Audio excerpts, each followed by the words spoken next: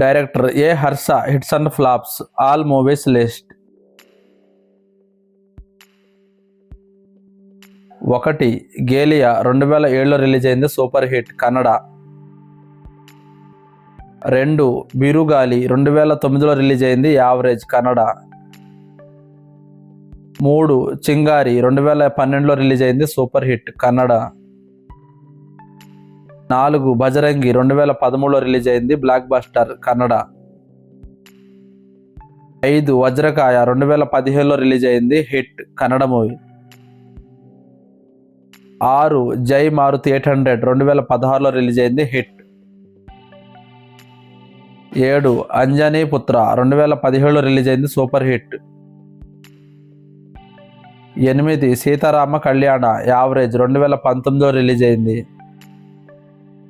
9 Bajrangi 2 2021లో release అయింది, super hit. 10 వేద 2022లో release అయింది, హిట్.